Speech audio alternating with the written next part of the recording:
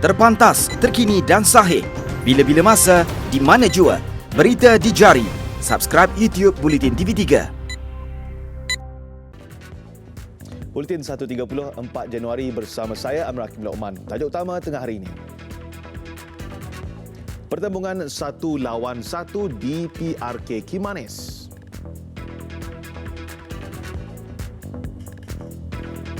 Mahkamah Khas Kes Parti mula beroperasi Isnin ini.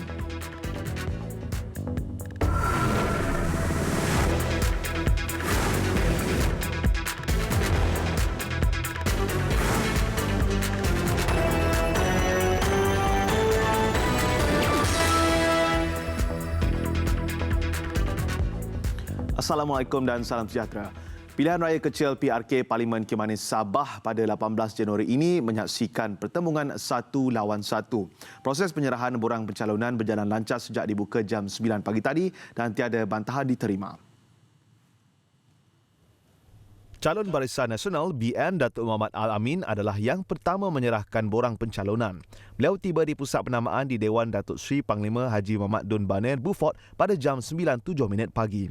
Datuk Muhammad sebelum ini tewas ketika bertanding kursi Dewan Undangan Negeri Dun Bongawan pada pilihan raya umum PRU ke-14 lalu. Pada jam 9.10 pula, calon Parti Warisan Sabah Warisan Datuk Karim Bujang yang juga Ketua Warisan Bahagian Kimanis menyerahkan borang. Beliau juga sekali lagi mencuba nasib selepas tewas pada PRU ke-14 lalu. Pengumuman rasmi dibuat pada jam 10.23 pagi oleh Pegawai Pengurus Pilihan Raya bagi PRK Parlimen Kimanis, Jupri Etok, selepas tamat waktu bantahan. Saya telah menyimak kertas-kertas penamaan tersebut dan setelah selesai disimak, saya berpuas hati memutuskan tiada calon yang ditolak kertas penamaannya. Dengan ini, saya mengumumkan calon-calon yang disahkan bertanding dalam bahagian pilihan raya Parlimen P176 Kimanis adalah seperti berikut. Nomor 1, Muhammad bin Al-Amin dari Barisan Nasional, dan yang nomor 2 daripada Karim bin Bujang dari Parti Warisan Sabah. PRK Parlimen Kimanis diadakan selepas Mahkamah Persekutuan pada 1 Disember lalu mengekalkan keputusan Mahkamah Pilihan Raya Kota Kinabalu yang membatalkan kemenangan Datuk Seri Anifah Aman bagi kerusi itu. Parlimen Kimanis merangkumi 2 kawasan Dewan Undangan Negeri Dun iaitu Bengawan dan Bembakut. Ia membabitkan 29,664 pengundi terdiri daripada Bumiputra Islam yang majoritinya dari suku kaum Brunei diikuti Bumiputra bukan Islam dan Cina. Suruhanjaya Pilihan Raya SPR dalam pada itu mensasarkan 70% akan keluar mengundi pada PRK kali ini. 10 saluran baru ditambah bagi mengelak jumlah pengundi terlalu ramai di satu-satu saluran menjadikannya keseluruhannya 69 saluran berbanding 59 pada PRU ke-14 lalu. 653 petugas pilihan raya dilantik di 20 pusat mengundi yang dianggarkan memerlukan peruntukan sejumlah 3.6 juta ringgit. SPR turut menetapkan pengundian awal bagi PRK Parlimen Kimanis pada 14 Januari ini.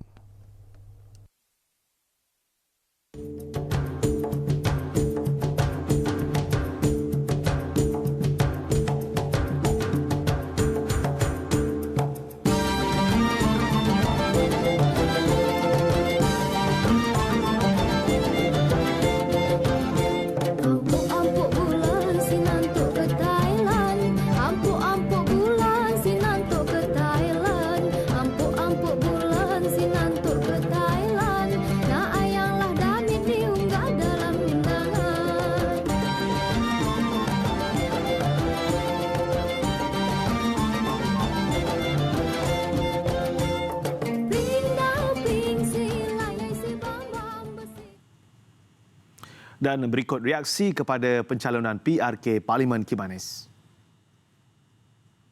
Demokratik proses negara Malaysia kita amalkan dengan secara baik, di mana kita serahkan kepada rakyat untuk memilih siapa menjadi wakil di Parlimen Kimanis. Apa ada pada nama, yang pentingnya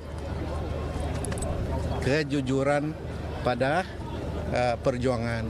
Jadi tuan-tuan, puan-puan, lihatlah hari ini betapa kerjasama menyokong di antara satu sama lain itu means a lot.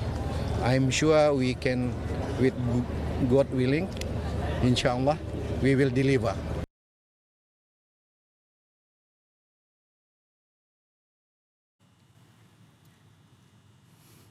Dua lelaki maut manakala seorang cedera apabila kereta dinaiki terbabas lalu merempuh sebuah pam di stesen minyak di Kampung Melayu Pandan, Johor Bahru awal pagi tadi.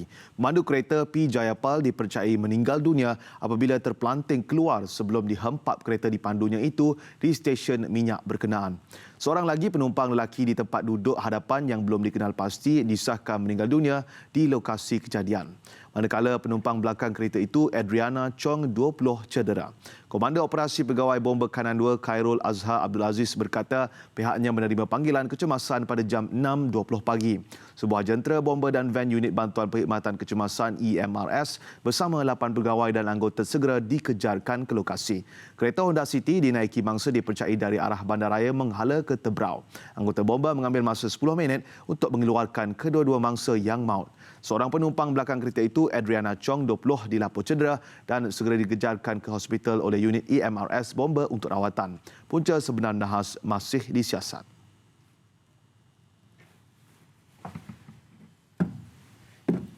Vivo V17, detik indah melangkaui jangkaan. 32 megapiksel Ultra O-Skin Swafoto.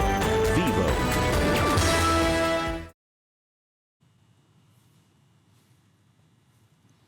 Mahkamah khas kes pendatang asing tanpa izin parti Semenyih Selangor dan Mahkamah Session Langkawi Kedah akan mula beroperasi Isnin ini. Pejabat Ketua Pendaftar Mahkamah Persekutuan Istana Kehakiman dalam satu kenyataan berkata penubuhan dua mahkamah itu adalah bagi mempercepat dan menjimatkan semua aspek membabitkan prosiding mahkamah sekaligus memudahkan semua pihak. Bagi Mahkamah Khas Kes Parti Semenyih, ia ditubuhkan untuk mengendalikan kes parti selaras dengan Akta Immigration 1959 yang bertujuan untuk mempercepatkan pelupusan kes yang didaftarkan Jabatan Immigration Malaysia JIM. Infrastruktur dan prasarana bagi persidangan Mahkamah Khas itu disediakan JIM.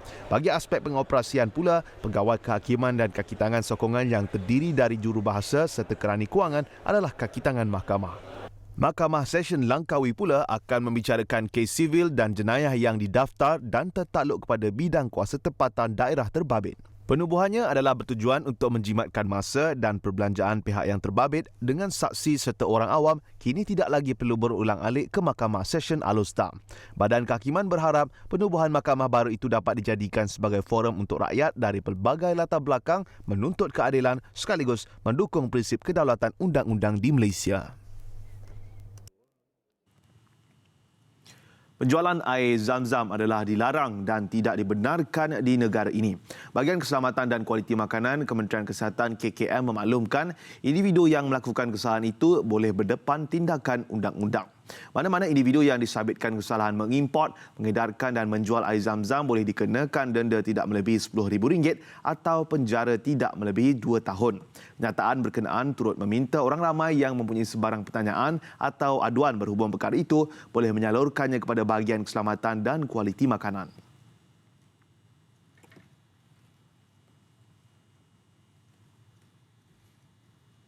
Peningkatan jangkitan influenza di negara ini masih berada dalam julat normal dan hampir sama dengan tahun sebelumnya. Analisa oleh Makmal Kesihatan Awam Kebangsaan Sungai Buloh dan Institut Penyelidikan Perubatan IMR menunjukkan tiada aktiviti surveilan yang mengalami mutasi sehingga mencetuskan virus influenza yang baru. Ketua Pengarah Kesihatan Dato' Dr. Nur Hisham Abdullah dalam satu kenyataan berkata beberapa langkah perlu diambil khususnya terhadap kanak-kanak di bawah 5 tahun. Antaranya keperluan mengguna ubat paracetamol mengikut dos yang tepat di samping mendemah kepala, kaki dan badan dengan tuala basah. Orang ramai juga diminta elak memberi ubat non-steroidal anti-inflammatory drugs NSAIDs untuk mengurangkan demam. Ini kerana ia boleh meningkatkan risiko komplikasi jangkitan influenza seperti radang otak. Pesakit juga perlu minum air secukupnya dan berjumpa doktor jika demam tidak berkurangan atau mempunyai gejala seperti selsema, sakit tekak, sakit kepala, sakit otot, sakit sendi dan lesu. Mereka yang dijangkiti dinasihat tidak berkunjung ke tempat tumpuan ramai dan memakai penutup mulut jika ke tempat awam.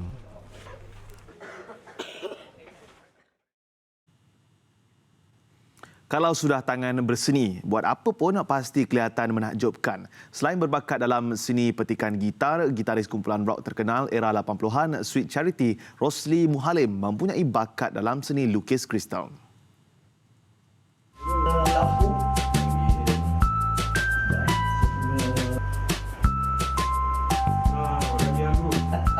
Potret ni besar ni, berapa ukuran ni? Ni ukuran dia adalah 4 kali 4 kaki, panjang dia 8 kaki. Jadi 4x8, 4 kali 8. Jadi macam potret ni sendiri berapa banyak batu kristal yang digunakan untuk menghasilkan potret Perdana Menteri? Oh, yang potret PM ni saya dah kira estimate menggunakan dalam 80,000 biji batu Swarovski. Rosli mula memberi fokus kepada seni had sejak tahun 2012. Karya portret agung ke-15 ini, kata beliau, mengambil masa 3 bulan untuk disiapkan. Potret yang berukuran 4 kali 8 kaki ini dihias dengan lebih 63,000 biji kristal Swarovski. Dapat idea daripada situ. Kalau boleh dilekatkan di tudung, saya boleh lekatkan di mana-mana. Jadi kat situ saya cuba dan pada awal-awal permulaan dulu saya buat tulisan-tulisan hot seperti ayat-ayat Bismillahirrahmanirrahim yang kecil-kecil, bersaiz kecil tu saya buat. Dan bila saya dah buat tu, saya tengok kalau saya boleh perbesarkan ni, buat di saiz yang lebih besar, dan daripada situlah datangnya macam saiz macam ni ataupun yang lebih besar lagi. Dan selepas tu saya tengok kalau saya boleh buat ini ayat-ayat hot, saya boleh buat benda-benda lain seperti pemandangan ataupun portrait, gambar-gambar portrait. Dan sebenarnya dia punya possibilities tu dia unlimited, dia tak terbatas, apa-apa saja. Seni kristal Rosli ini dipamerkan di galerinya di Ceras Ibu Negara. Laporan Asyaramat. Besar impaknya. Laris selepas hasilnya. Pantas menampilkan prosiding ini secara keuangan maya. Berita di jari. Subscribe YouTube Bulletin TV3. Laporan antarabangsa, Malaysia melahirkan rasa bimbang dengan perkembangan terbaru susulan serangan udara oleh Amerika Syarikat terhadap Iran yang berlaku berhampiran lapangan terbang antarabangsa Baghdad semalam. Kementerian Luar dalam satu kenyataan maklumkan Malaysia sentiasa berpegang semua usaha perlu diambil bagi menyelesaikan masalah atau konflik menerusi perdamaian tanpa menggunakan ancaman atau kekerasan. Oleh itu, pada peringkat kritikal itu adalah lebih baik bagi semua pihak yang terbabit mengelakkan sebarang provokasi dan melaksanakan usaha bagi menghalang dan meredakan ketegangan agar dapat mengekalkan keamanan dan kestabilan di rantau berkenaan. Serangan drone ke atas satu konvoi yang sedang bergerak berhampiran lapangan terbang itu membunuh pegawai tertinggi keselamatan dan Komander Persikan Iran, Major General Qasim Soleimani. Terdapat kebimbangan Iran akan mengambil tindakan balas terhadap kepentingan Amerika Syarikat di dunia Arab.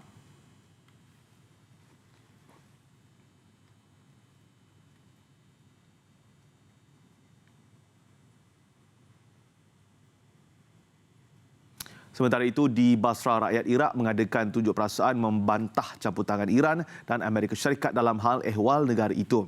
Ia susulan ancaman yang dibuat oleh Iran untuk membalas dendam kepada Amerika atas kematian Major General Qasim Soleimani.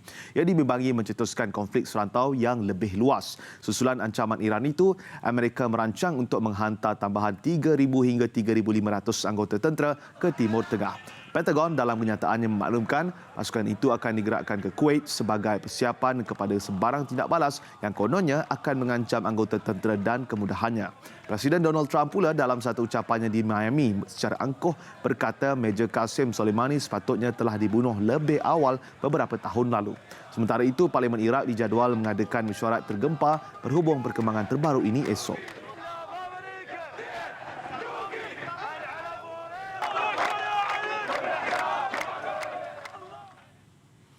Jumlah korban akibat banjir di Jakarta meningkat kepada 47 orang. Badan Nasional Penanggulangan Bencana Indonesia BNPB melaporkan sejumlah wilayah di Jabodetabek masih terendam banjir. Bekasi menjadi daerah dengan paras air tertinggi dengan sesetengah kawasan masih mencecah hingga 3 meter. Selain Bekasi, paras air di Kabupaten Bogor, Tangerang Selatan, Jakarta Timur, Barat dan Utara merekodkan paras air antara 20 hingga 70 cm. Manakala di Jakarta Selatan antara 20 cm hingga ke 2 meter. Sementara itu, Ketua Pusat Data Informasi dan Komunikasi Kebencanaan BNPB maklumkan banjir telah surut sepenuhnya di Jakarta Pusat, Kota Bogor dan Kota Depok. Katanya sejumlah 183,530 mangsa dari lebih 41,000 keluarga masih berada di 107 pusat pemindahan.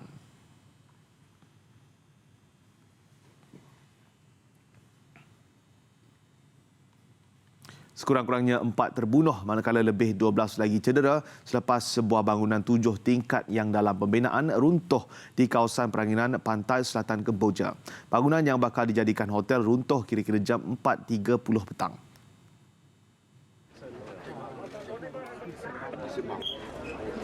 Baik Pak. Macam je ngotot ketiganya dan kai. Kerja-kerja mencari dan menyelamat mangsa di Pergiat berikutan ramai mangsa terperangkap di bawah runtuhan lantai. Kerja pembersihan lantai konkrit dan serpihan batu dilakukan menggunakan jentera berat. Perdana Menteri Kemboja Hun Sen menerusi laman Facebooknya turut meninjau ke kawasan berkenaan. Untuk rekod, Kemboja tidak mempunyai undang-undang yang ketat berkaitan sektor pembinaan.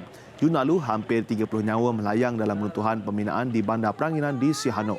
Persatuan Buruh Kebangsaan menganggarkan seramai 200,000 buruh pekerja yang tiada kemahiran bergantung kepada gaji harian dan tidak dilindungi oleh Undang-Undang Kesatuan.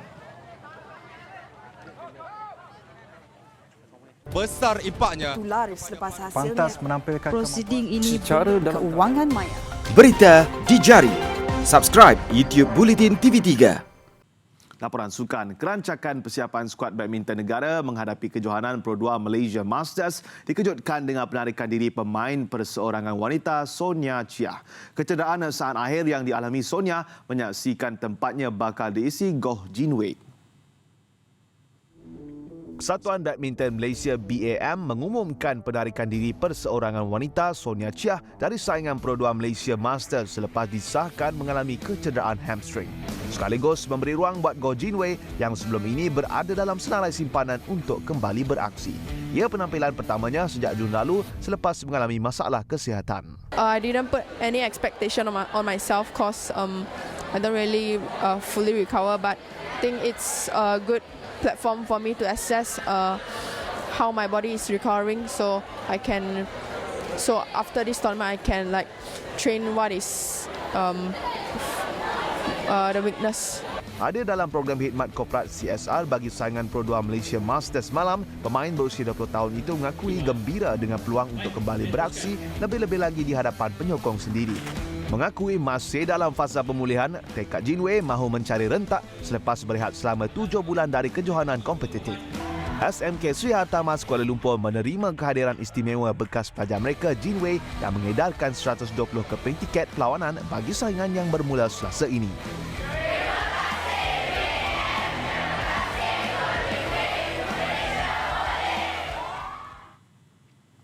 Bekas Ketua Jurulatih Skuad Bola Sepak Bawah 23 tahun negara Frank Bernhardt diberi kepercayaan untuk mengendalikan pasukan UiTM FC untuk saingan Liga Super musim ini. Dengan kepercayaan yang diberi oleh satu-satunya pasukan universiti tempatan dalam Liga Super itu, Bernhardt perlu memastikan pasukan itu kekal dalam saingan Liga Super bagi musim 2021 nanti.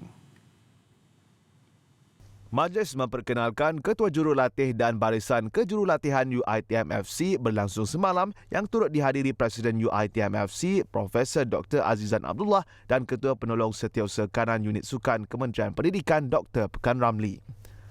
Bernhardt diberi tanggungjawab besar bukan sahaja perlu kekal dalam saingan Liga Super untuk musim 2021, malah perlu berada dalam kelompok 8 pasukan terbaik dan beraksi dalam Piala Malaysia musim ini. Justru jurulatih yang pernah mengendalikan skuad bawah 23 tahun negara pada tahun 2015 hingga 2017 itu kini giat memilih barisan terbaik pemain yang bakal menyarung jersey UiTM FC musim 2020. Find the system to play with this team.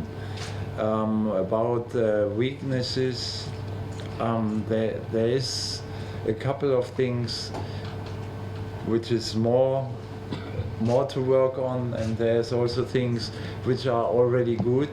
Pemilihan burnout menyaksikan UiTM FC muncul pasukan institusi pengajian tinggi pertama yang menerima bimbingan jurulatih asing. Kita rasa dia paling sesuai untuk melatih pemain UiTM FC, dan kita menjangkakan bahawa dengan adanya Prime Bernard ini dia dapat meningkatkan lagi prestasi pemain UiTM, dan insyaAllah kita akan try sebaik mungkin untuk bersaing dengan pelbagai hebat dalam Super League. UiTM yang menamatkan kempen di tempat kelima pada saingan Liga Perdana musim lalu akan membuka tirai Liga Super musim ini menentang Melaka di Stadium UiTM Shah Alam pada 29 Februari depan. Dan itu Buletin 1.30 sampai ke penghujung. Mengakhirinya, saksikan Festival Tahunan Gajah yang berlangsung di Nepal. Saya Amir Hakim Lokman, salam hormat dan Assalamualaikum.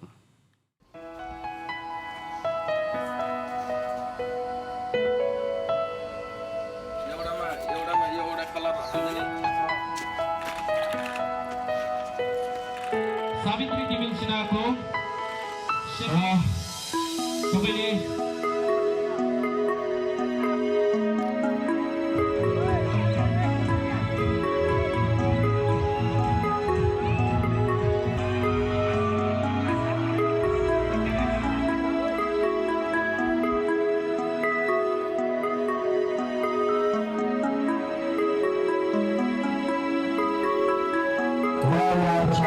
Hari acara berlangsung.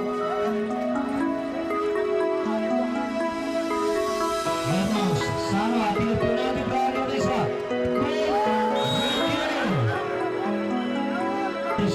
Lalu Natali, the construction